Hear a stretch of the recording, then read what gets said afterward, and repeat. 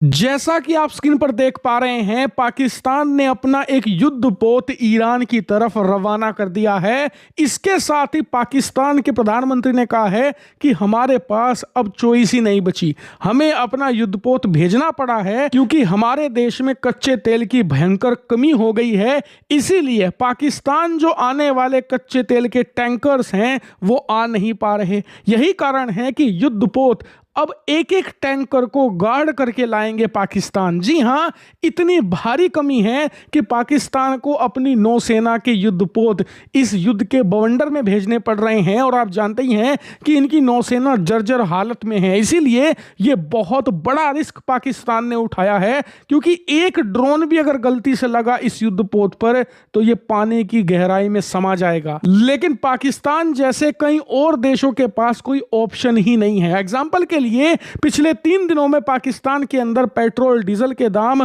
60 से लेकर 70 रुपए तक बढ़ गए हैं। इनके पेट्रोल पंप पर लंबी लंबी कतारें लग रही हैं पेट्रोल डीजल के लिए। लेकिन अगर पाकिस्तान का ये ऑपरेशन कामयाब भी हो जाता है तब भी पाकिस्तान की मुश्किल से 20% जरूरत ही पूरी हो पाएगी, क्योंकि पाकिस्तान की जनसंख्या बहुत ज्यादा बड़ी है और वहां पर ज्यादा कच्चे तेल की जरूरत है।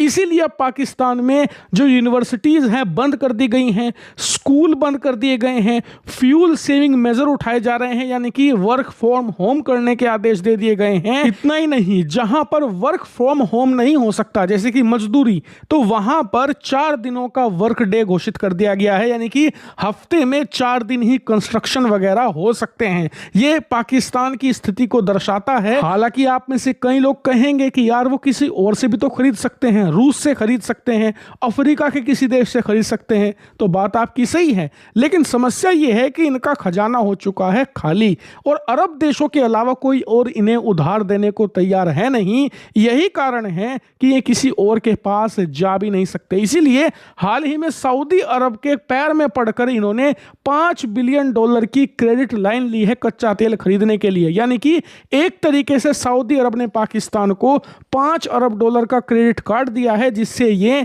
उधार में तेल खरीद सकते हैं। हालांकि ये देखकर कुछ लोग आप में से जरूर कहेंगे कि यार अपना देश भी देख लो, पड़ोसी पाकिस्तान को तो देख रहे हो, लेकिन हमारे देश में जो ये खबर आ रही है कि गैस के सिलेंडर नहीं है लोगों के पास, एलपीजी की कमी हो जाएगी, तो उन लोगों को मैं बता दूं कि भारत के पास पहली बात तो कच्चे तेल के इतने विशालकाय भंडार मौजूद हैं कि आने वाले 50 दिनों तक हम एक बूंद भी ना खरीदे किसी से तो भी हमारा काम चल जाएगा बड़े मजे से। उसके बाद भी हमारे रशिया से कच्चे तेल के कॉन्ट्रैक्ट वगैरह हैं, यानी कि तेल के मामले में समस्या नहीं आने वाली। हां, कीमत थोड़ी बहुत ऊपर नीचे होगी लेकिन कमी नहीं होगी। दूसरी बात, गैस की जो खबर आ रही है कि जी सिलेंडर की कमी हो जाएगी, तो ये बात आप समझिए कि भारत का ज्यादातर जो गैस है वो अरब देशों से आता है, लगभग 2/3 तक। इसीलिए हमें गैस में समस्या हो सकती है, ये बात पहले से पता थी। इसीलिए सरकार ने अच्छा खासा भंडार खरीद लिया था। यही कारण है, स्क्रीन पर आप देखिए, सरकार ने बयान जारी करके बताया है कि हमारे पास फिलहाल इतनी एलपीजी है कि 70 दिनों तक हमें किसी भी देश से एक सिलेंडर जितनी गैस भी खरीदनी नहीं पड़ेगी, इतनी खुद के पास मौजूद है। तो फिर ये खबर कहां से आ रही है कि जी होटल्स को नहीं मिल रही गैस, रेस्टोरेंट को नहीं मिल रही सिलेंडर? तो आपको बता दूं कि सरकार ने लागू किया है असेंशियल कमोडिटीज एक्ट, जिसकी वजह से जो गैस हम सप्लाई कर रहे थे कमर्शियल के लिए, यानी कि जो रेस्टोरेंट 5 स्टार होटल्स को गैस सप्लाई की जा रही थी, वो रोक दी है फिलहाल कुछ राज्यों में, ताकि हमारे जो आम लोग हैं उन्हें गैस की कमी ना हो। और जो ये 70 दिन की लिमिट है ये और ज्यादा बढ़ जाए, ताकि अगर युद्ध महीनों भी चले तो भारत को मैनेज करने का वक्त मिले, हम जो दूसरे अल्टरनेटिव ऑप्शन है गैस के वहां से खरीद सकें और आम लोगों को किल्लत ना हो सिलेंडर की। इसीलिए इससे आपको घबराने की फिलहाल जरूरत नहीं है। हमारे हालात कभी भी नहीं होंगे पाकिस्तान या बांग्लादेश जैसे, because we are a very safe country in term of energy security. और यकीन मानिए, अगर भविष्य में यह युद्ध महीनों भी चलता है और कच्चे तेल और गैस के दाम आसमान छूने लगते हैं, तब भी भारत को दिक्कत नहीं आने वाली, क्योंकि याद रखिए